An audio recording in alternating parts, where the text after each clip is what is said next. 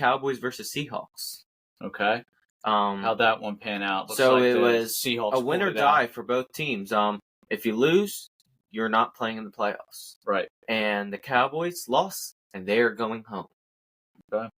They're taking a trip to Cancun. I actually talked to some Cowboys fans. I said 2 weeks ago after, they beat the Giants where Dak Prescott had that big game. I said, I know you're on vacation right now. Some probably, I think, did he say it was like in Cancun, right? Is that what it's called? Yeah, Cancun, Yes. Mexico. Mm-hmm. Yeah, and they were saying I say if you just stay there for a couple weeks, I think the Cowboys will arrive there too. It's your favorite team, so I think that you'll be able to meet them if you just wait a couple more weeks.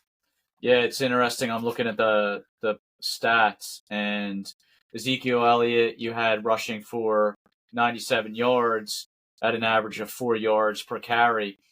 Dak Prescott, though, was able to rush another 21 when he had to for an average of 5.3, which is interesting because then if you go to the Seahawks side, carrying the ball, Russell Wilson's doing most of the work. He had the most yards, one of the higher averages for the team. So it looked like even though the running game was more proficient by the Seahawks, by the Cowboys, it was really Wilson and his legs that got it done for the Seahawks side. How about as far as defensive play on both sides of the ball? From just the overall stats, it looked like the Seahawks were more consistent, much better second half, outscoring the Cowboys 14-3 in the second half. So obviously the Cowboys defense faded on them pretty heavily in the second half. Were there any highlights or anything that comes to mind, things that should be addressed in the offseason now that the Cowboys are going to be an early exit? Yes, I think there's a lot you need to look in, especially in the receiver room. Des Bryant, 2 turnovers this game.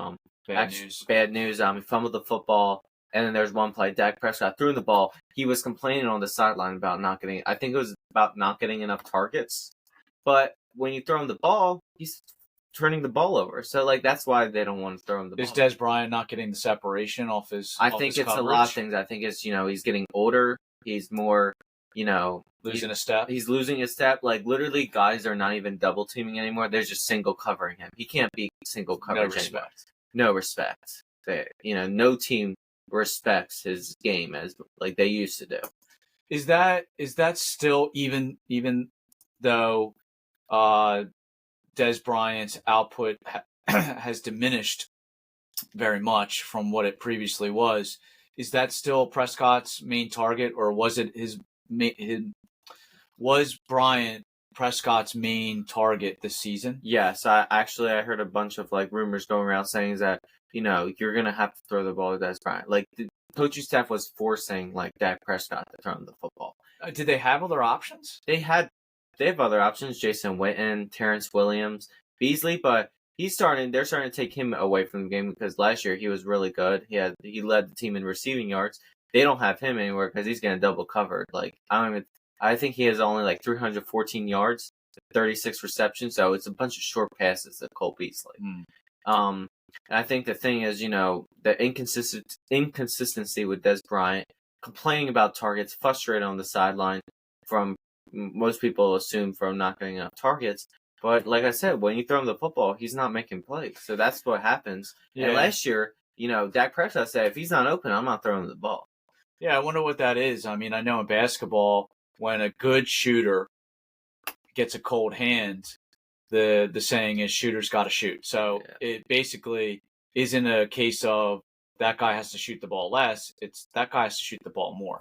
He has to get his hot hand back. And I almost wonder if that's what they were thinking with Bryant, is that maybe the pressure of having to make the playoffs will be positive for Bryant. He'll kind of zone in, lock in, as they say, and start to, get that step on his coverage, get his hands hot.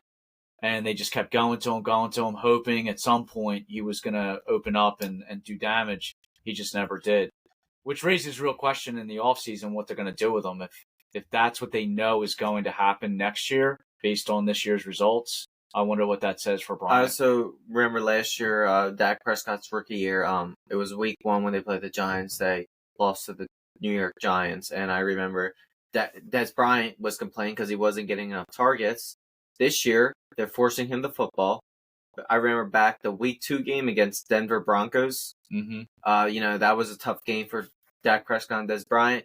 Des Bryant got targeted 16 times that game with 7 receptions, and Ouch. Dak Prescott threw 2 interceptions. Guess who it was intended for? Des Bryant. One was off of his hands. One was kind of a all-out blitz play. I think the keep to lead pick 6. It was like a all blitz play. Dak Prescott kind of threw it behind Des Bryant, so I won't blame it on him. But the first one, it was literally in his hands, and he had it in his hands and threw it. Isn't that crazy that registers as an interception, even though it was essentially a fumble by Bryant? Yeah, it's just crazy too. Is that just he's very inconsistent this year, and I know Dak Prescott, I think, said in the press conference, I guess I got to throw it in his face mask. I was geez, I wonder how Des Bryant is feeling about that.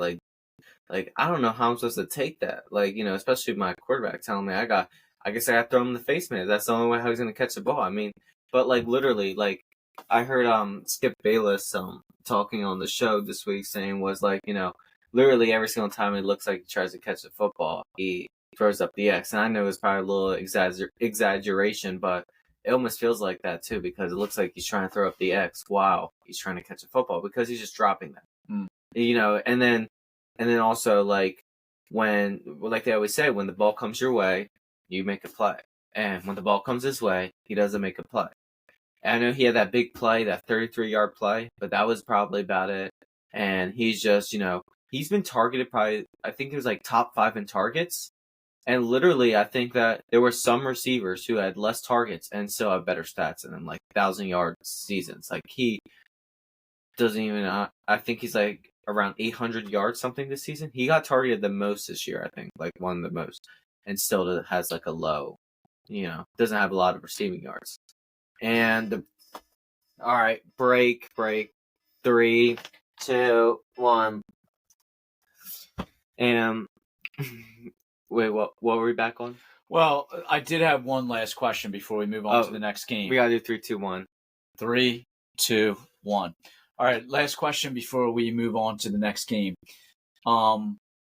Ultimately, the responsibility for that lack of connection between quarterback and receiver it trickles up, right? So after a while, if you know that the Prescott-Bryant connection isn't working, ultimately offensive coordinator is responsible, coach is responsible, because those are the shot callers. First of all, I just want to get your take. What level of responsibility do you think that the coaching staff carries for this lack of output? And what do you think the outlook is for next year? I would say I would give 70% of it to the coaching staff, because you're saying you have to force the football to Des Bryant, who's aging, who isn't playing well. I know Antonio Brown, back in the beginning of the season, he was complaining that he wasn't getting a lot of targets. There was one game he threw a cooler, the Gatorade cooler, with his helmet, because he was just mad he wasn't getting the ball thrown at him. He was open, and after that they kind of forced him the ball. But then obviously he went 10 for 19, and it wasn't effective, and it wasn't a good idea because it wasn't working. Did they pull the plug on that? Did they stop going to him? They didn't stop going to him, but they did it when they needed to. The week after, his receptions were going down. The next week he had 8 receptions. The week after he had 4 or 5. I think the thing with the coaching staff needs to do a better job of is that, the Cowboys coaching staff. Yeah, Cowboys coaching staff, not the Steelers. Well, it just sounded like the Steelers were more realistic with their approach. Absolutely. If he's not catching the ball or he's not doing what we need him to do, we're going to slowly reduce his targets and try to go in another direction. Absolutely. Which is smart. I mean, you're stepping back, adapting, and more than likely being successful in the long run. I think the coaching staff, I know Des Bryant is a strong guy, he's a passionate guy, and he was complaining about not getting enough targets. I think the coaching staff needs to do a better job with Dak Prescott. He's a young quarterback, and need to let him know, let him understand that there are other receivers he can throw to out there. Yeah. It doesn't have to be Des Bryant all the time. Like, he needs to use his other receivers. Like, there's plenty of other good ones. Like, Jason Witten. He's aging, but he will get, he will, when the ball comes his way, most likely he catches it, like, all the time. And I think the coaching staff needs to do a better job of, making Dak Prescott feel kind of comfortable in this system. I think that the way how they're like approaching it wasn't good for a second-year quarterback, because now he has 13 interceptions this year. I think a lot of it was when Des Bryant was being targeted.